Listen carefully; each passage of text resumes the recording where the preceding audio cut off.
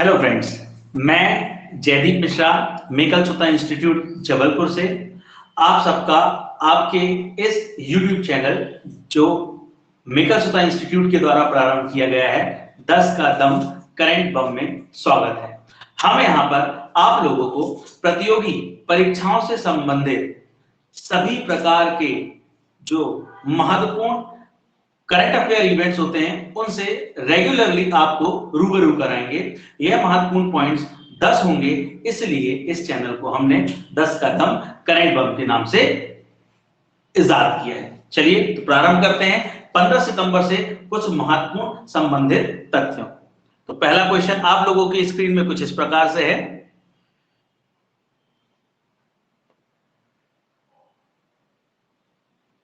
किस तिथि को भारत में इंजीनियरिंग दिवस के रूप में मनाया जाता है?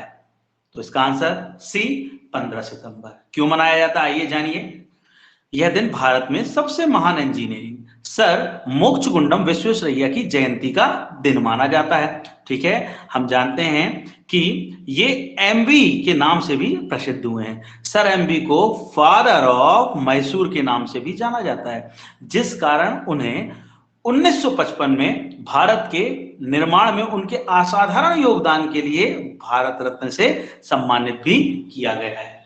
भारत रत्न से सम्मानित भी किया गया है। ठीक है, चलिए तो भारत रत्न की जब बात हुई है तो मैं बता दूं आपको कि भारत रत्न भारत सरकार द्वारा दिया जाने वाला सर्वोच्च पुरस्कार होता है जो 1954 से प्रारंभ हुआ है। सर्वप्रथम यह पुरस्कार डॉक्टर सर्वपल्ली राधाकृष्णन जी को दिया गया था, तत्पश्चात सी राजा गोपालचारी जी को एवं सी वेंकट रमन जी को। तो ये तीन लोगों को सर्वप्रथम यह पुरस्कार प्रदान किया गया था। चलिए बढ़ते हैं 10 के दम के अंतर्गत दूसरे करंट बम की ओर।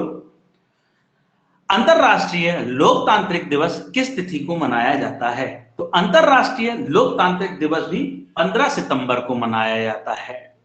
ये दोनों ही हमारे लिए महत्वपूर्ण हो गए। 15 सितंबर को लोकतांत्रिक दिवस के रूप में भी मनाया जाता है। तो इस दिवस को 2007 में संयुक्त राष्ट्र महासभा द्वारा माफ कीजिएगा लोकतंत्र के प्रचार और समेकन के लिए समर्पित राष्ट्रीय कार्यक्रमों को मजबूत करने के लिए एक प्रस्ताव के माध्यम से घोषित किया गया था। 2008 में पहली बार लोकतंत्र का अंतरराष्ट्रीय दिवस मनाया गया था। मैं आपको बता दूं कि हर वर्ष ग्लोबल डेमोक्रेटिक इंडेक्स के रूप में विश्व की 167 लगभग लोकतांत्रिक देशों को इंडेक्स प्रोवाइड किया जाता है, सूचकांक प्रोवाइड किया जाता है। तो 2020 का जीडीआई ग्लोबल डेमोक्रेटिक इंडेक्स में भारत का रैंक 167 देशों में 53 था, जिसमें प्रथम स्थान पर नॉर्वे था। बढ़ते हैं 10 के दम के अंतर्गत तीसरे महत्वपूर्ण प्रश्न की। किस प्रसिद्ध कार निर्माता कंपनी ने भारत में अपना कारोबार बंद कर लिया है? तो इसका आंसर हो जाता है फोर्ड। आप सभी की लग्जरी कार, सबसे महत्वपूर्ण कार में से एक हो सकता है शायद फॉर्च्यूनर हो, जो अब आपको आने वाले समय में भारत की सड़कों पर देखने को नहीं मिलेगी। इनका लेटेस्ट वर्जन हम नहीं देख पाएंगे। क्यों? क्योंकि दुनिया की नामी ऑटोमोबाइल कंपनियों में शामिल फोर्ड ने भी भारत से अपना बोरिया बिस्तर समेटने की तैयारी कर ली है। अमेरिकी कंपनी फोर्ड से पहले पिछले 5 सालों के भीतर भारत से फिएट, मान, पोलारिस, जनरल मोटर्स एवं यूनाइटेड मोटर्स मोटरसाइकिल्स और हार्ले डेविडसन जैसी दिग्गज ऑटो कंपनियां जा चुकी हैं। मैं बता दूं कि विश्व में वर्तमान में सबसे ज्यादा यदि किन्हीं के द्वारा कारें बेची जा रही हैं, कमर्शियल व्हीकल्स के रूप में कुछ सेल किया जा रहा है, तो वो कंपनी कौन सी है? टोयोटा। जो कहां की कंपनी है? जापान की। बढ़ते हैं हम आगे 10 के दम के अंतर्गत चौथे क्वेश्चन की ओर। तो आपके स्क्रीन पर चौथा क्वेश्चन कुछ इस प्रकार है कि हाल ही में किसने best energy efficient unit award जीता है? तो option Trichy golden rock workshop A. तो golden rock railway workshop Tiruchirappalli ने विभिन्न ऊर्जा संरक्षण उपायों को अपनाने और लागू करने के लिए भारतीय उद्योग परिसंघ में ऊर्जा प्रबंधन में उत्कृष्टता के लिए 22वां राष्ट्रीय पुरस्कार प्राप्त किया है। GOC that means golden rock railway workshop भारतीय रेलवे की एकमात्र वर्कशॉप है जिसे इस साल यह पुरस्कार मिला है। मैं बता दूं, भारतीय रेलवे का इतिहास बहुत पुराना है। भारत में सर्वप्रथम रेलवे 16 अप्रैल सन 1853 को चली थी। चलिए, पांचवा पॉइंट आप लोगों की स्क्रीन में कुछ इस प्रकार है कि देश का पहला न्यूक्लियर मिसाइल ट्रैकिंग जहाज को लॉन्च किया गया है, इसका नाम क्या है? तो हमको बताना है, यह आपसे एग्जाम में जरूर पूछा जा सकता है कि न्यूक्लियर मिसाइल ट्रैकिंग जहाज जिसे भारत ने 10 सितंबर को लॉन्च कर दिया, जो हमारे लिए बड़ा महत्वपूर्ण है, इसका नाम क्या रखा गया? तो इसका नाम रखा गया है आईएनएस ध्रुव। आईएनएस ध्रुव मिसाइल को ट्रैक करने के साथ साथ पृथ्वी की निचली कक्षा में सैटेलाइट्स की भी निगरानी कर सकेगा। साथ ही साथ आईएनएस ध्रुव भारत की भविष्य की एंटी बैलिस्टिक क्षमताओं में काफी महत्वपूर्ण माना जा रहा है और यह जहाज इंडो पैसिफिक क्षेत्र में देश की उपस्थिति को आगे बढ़ाने में महत्वपूर्ण भूमिका निभाएगा। मैं आपको बता दूं, इस आईएनएस ध्रुव का निर्माण हिंदुस्तान शिपयार्ड लिमिटेड के द्वारा किया गया है। ठीक है, आगे बढ़ते हैं हम। नेक्स्ट पॉइंट 10 के दम के अंतर्गत छठवां क्वेश्चन आप लोगों की स्क्रीन में कुछ इस प्रकार है कि हाल ही में किसके द्वारा Haryana environment and pollution code नामक पुस्तक का विमोचन किया गया है? महत्वपूर्ण, Haryana environment and pollution code नामक बुक का क्या किया गया है? विमोचन।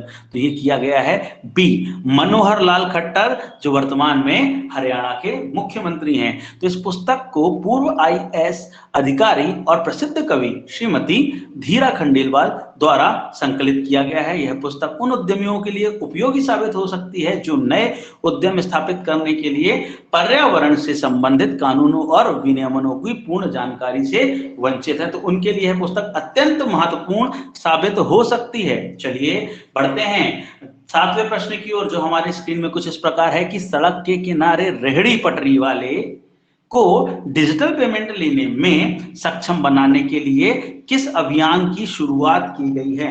भारत सरकार ने किस अभियान की शुरुआत की गई है? मैं भी डिजिटल 3.0, हर घर डिजिटल, डिजिटल इंडिया 2.0, डिजिटल क्रांति 2.0। तो इसका आंसर आप लोगों की स्क्रीन में ए ऑप्शन के रूप में है कि आने वाले दिनों में अब सड़क किनारे रेहड़ी पटरी वाले भी डिजिटल पेमेंट आसानी से लेते नजर आएंगे। इसके लिए केंद्र सरकार रेहड़ी पटरी वालों को डिजिटल पेमेंट की ओर मोड़ने के लिए बड़ा पायलट अभियान शुरू किया गया है। आवास और शहरी मामलों के मंत्रालय ने इलेक्ट्रॉनिक्स और सूचना प्रौद्योगिकी मंत्रालय के सहयोग से देश के 223 शहरों में पीएम स्वनिधि योजना, बहुत महत्वपूर्ण, 223 शहरों में पीएम स्वनिधि योजना के तहत स्ट्रीट वेंडर्स के लिए डिजिटल ऑनबोर्डिंग और ट्रेनिंग के लिए एक विशेष अभियान में भी डिजिटल 3.0 का पायलट अभियान शुरू किया गया है।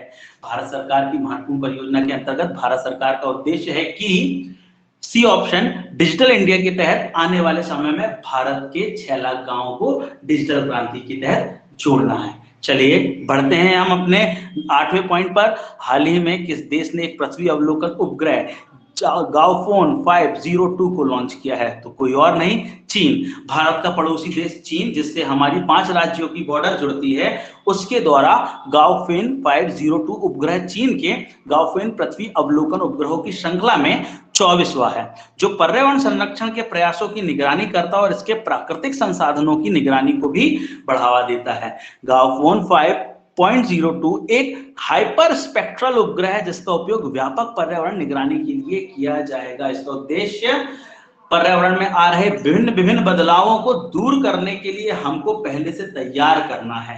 ठीक है, चलिए, तो ये चाइना के द्वारा भेजा गया है।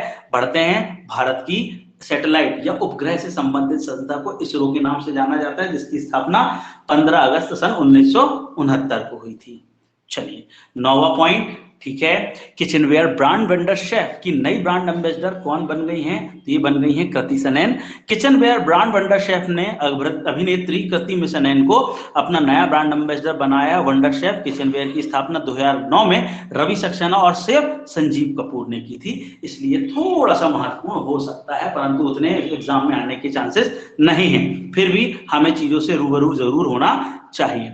ठीक है, अगला, last but not the least, Bharat के पहले उच्च राख कोयला गैसीकरण आधारित मेथनॉल उत्पादन संयंत्र का उद्घाटन किस राज्य में किया गया है? बिहार, महाराष्ट्र, उत्तर प्रदेश या हैदराबाद? तो इसे प्रारंभ करा गया है कहाँ? हैदराबाद में।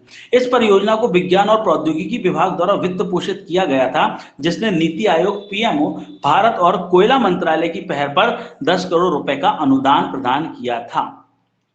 यह संयंत्र 1.2 टीपीडी फ्लूइड डाइज्ड वेड गैसीफायर का उपयोग करके उच्च राख वाले भारतीय कोयले से 0.25 टन प्रति टन मेथनॉल बना सकती है। तो यह भारत सरकार का जो कदम है वह सिर्फ और सिर्फ हमारे नवीकरणीय क्षेत्रों में ज्यादा से ज्यादा आत्मनिर्भरता को विकसित करने से संबंधित है। तो फिर दैट मीन्स भारतीय हैवी इलेक्ट्रॉनिकल लिमिटेड यह भारत की एक महारत्न कंपनियों में से है। आशा करता हूं ये 10 का दम करंट बम सीरीज आपको पसंद आई होगी, जो कि आपके आने वाले प्रत्येक एग्जाम के लिए अत्यंत महत्वपूर्ण है। तो मिलते हैं हम कल 16 सितंबर के करंट अफेयर के साथ इसी चैनल पर इसी समय। धन्यवाद।